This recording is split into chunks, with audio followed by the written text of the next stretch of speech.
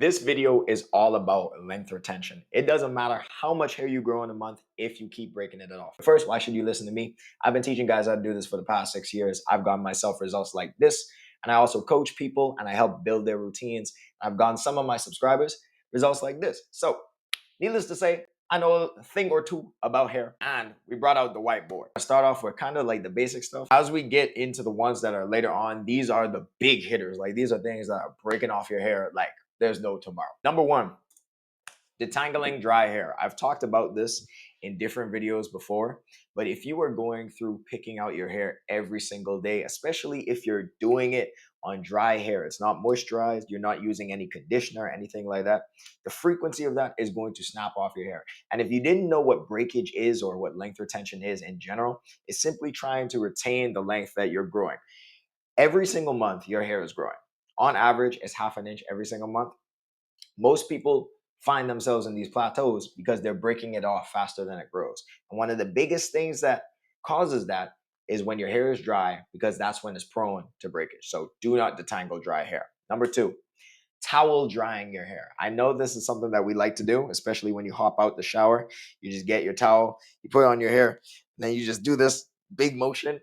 All of that is creating a ton of friction that is probably going to snap off the ends of your hair. If you're trying to dry your hair quickly, I would just say let it air dry, but we'll get into like specifically what to do later on. Number three, overusing the curl sponge. Bro, at the time I'm recording this video is 2025. Curl sponge should have been left in 2016. So if you are still going over doing do with your hair, I don't know what to tell you. You might be a little too far gone. I don't even know if I could save you, but I'm gonna try my best. And basically, just the friction of it. Curl sponges are naturally absorbing moisture from your hair, even if you're putting product in your hair. So it just doesn't make sense to do it. Number four, no sleep protection. You're not wearing a do-rag, you're not wearing a bonnet, you're not using a silk pillowcase, right? The reason this is important is because when you're sleeping throughout the night, you're doing a lot of twisting and turning.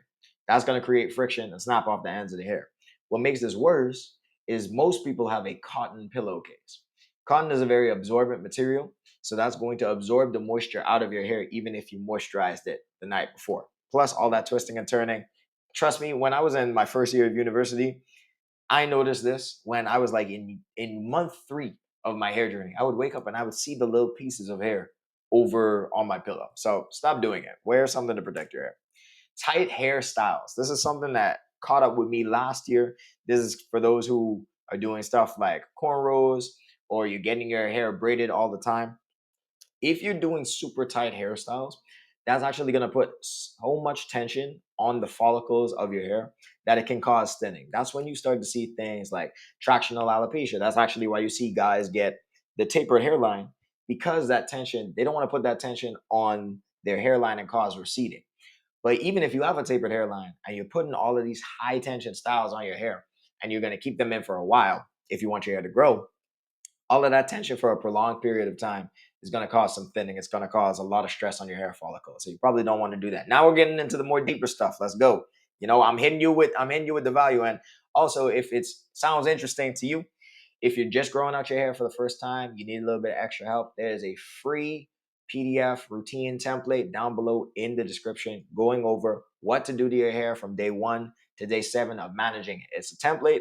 It's supposed to get you started, but it should go over a lot of things I'm talking about in this video. Number 6, ripping through tangles. This is the biggest thing when it comes to managing your hair and length retention.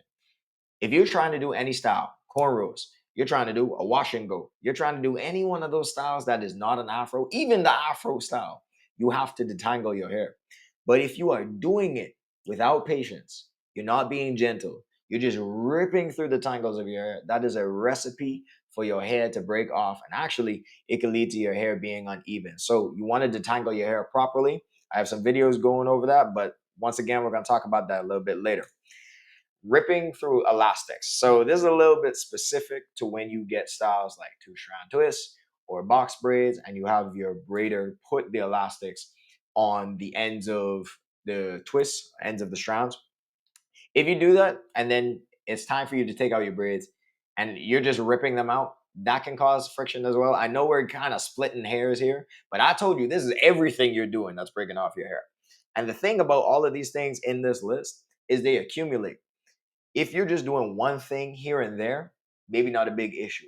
But you're doing a multitude of these, you're doing a lot of these, and you're doing it consistently, that is gonna break off your hair really quickly, and you're not gonna see progress in your hair journey, and it's gonna be your fault. So listen to me, stop ripping out the elastics.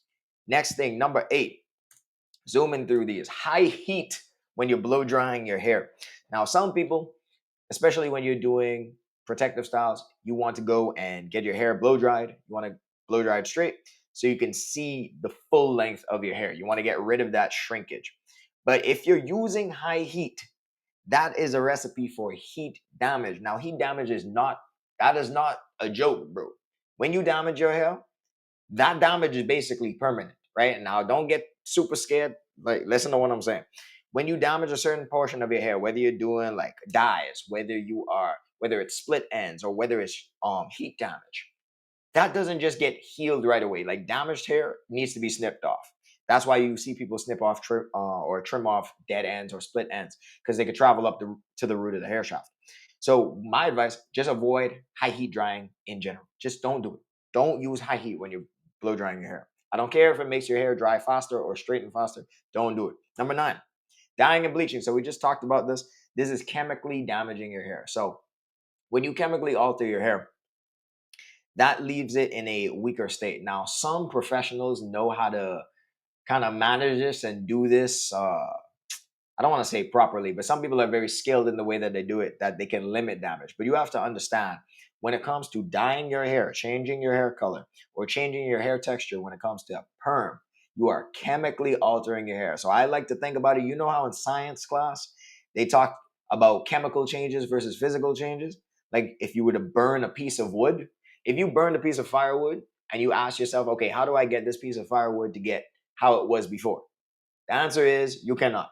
So be very, very careful and intentional. If you do want to dye your hair and you do want to change its color, go to a professional because you could quickly mess that up. And this is also how you see people go from low porosity hair to high porosity hair. Number 10, overdo protective styles. So I think with this one, it's gonna take some nuance with it where you're leaving your protective styles in way too long. So I typically tell people if you're trying to grow out your hair and you want to use protective styles as a way to do it, you want to stay within the 3 to 6 month or even like the 2 to 6 week range, not month, like the 2 to 6 week range. The reason why I wouldn't say going as far as 3 months, you're keeping your protective styles in for 3 months, is because you get a lot of shedding in that time. So a lot of that, typically you'll shed anywhere between 50 to 100 strands of hair every single day. So if you are leaving in that protective style for that long, you're not getting rid of this shed hair. All it is doing is tangling with the new growth. So it's tangling with the hair that's still attached to your head. That's when you start to see like your hair start to lock up.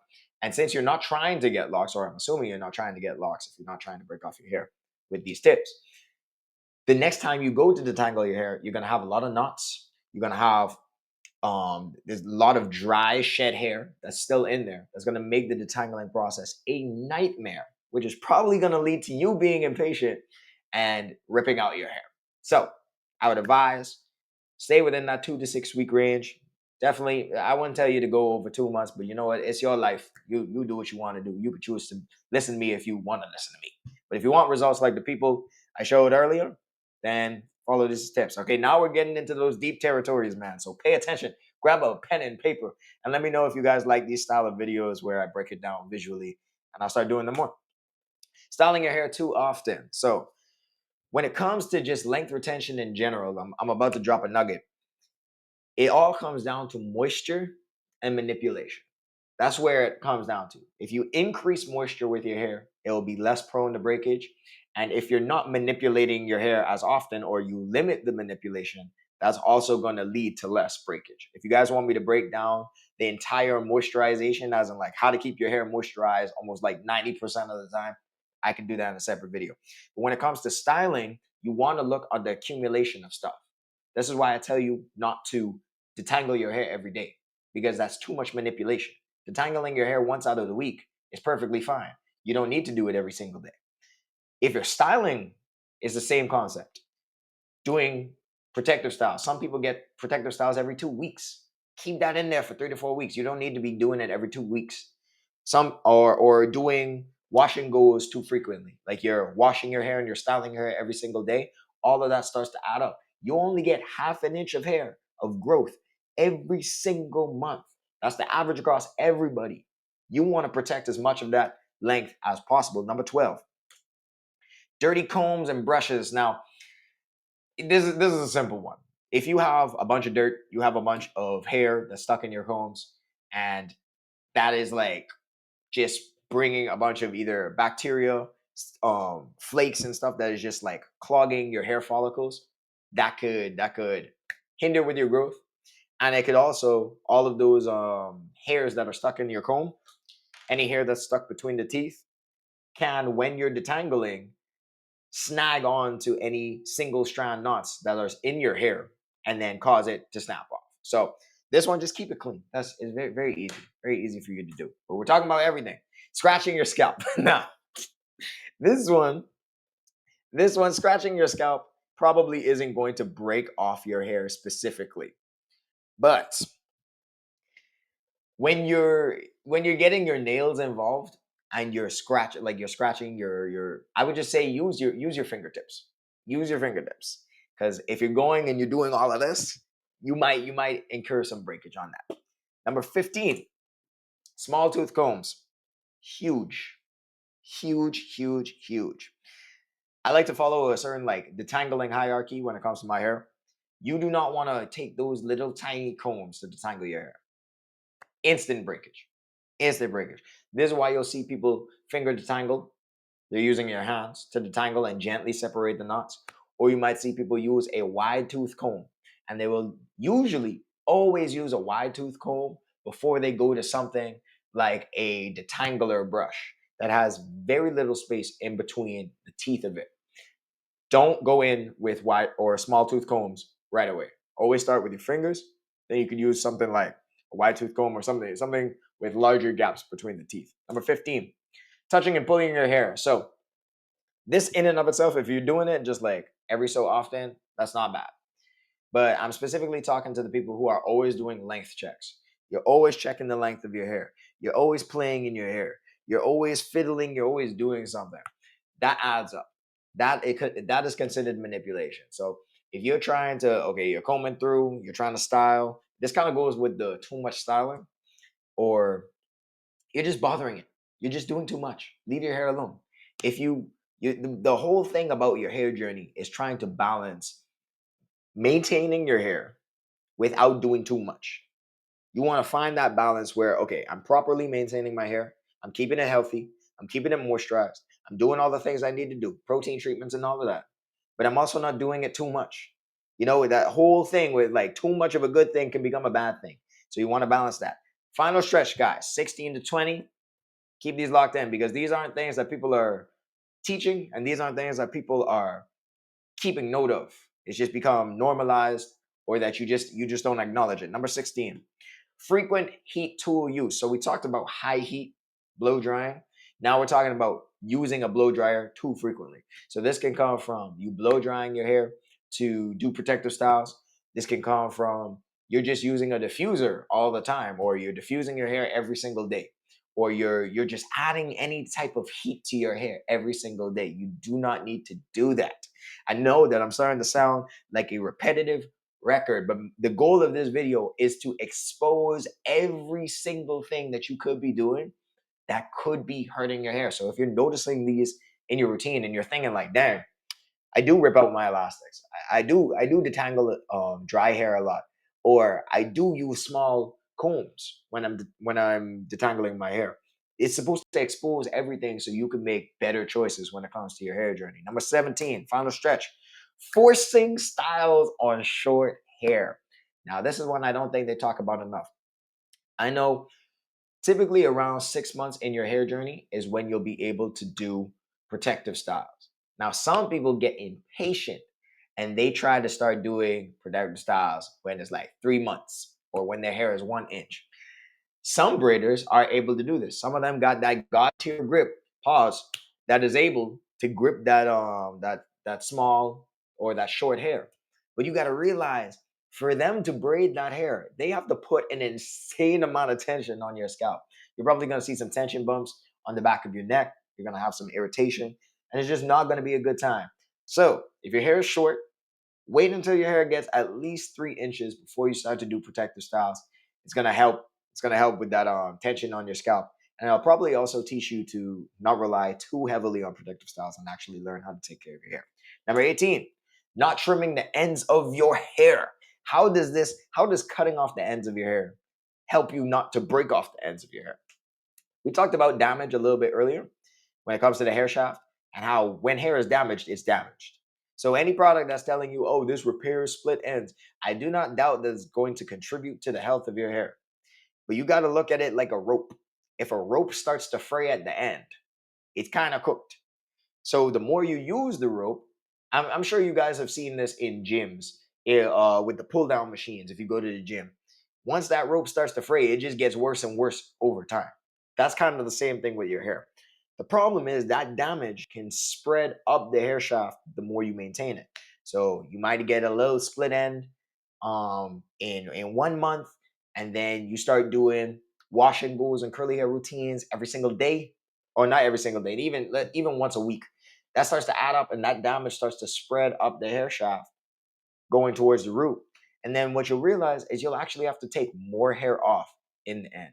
So make sure that you're getting consistent trims to get those split ends cut off. Number 19, exposed hair to friction. So this could be anything from, we talked about it when it came to the pillowcases, but now we're talking about stuff like hats, hoodies, any type of friction that your hair is like, Tams, all of that type of stuff, beanies.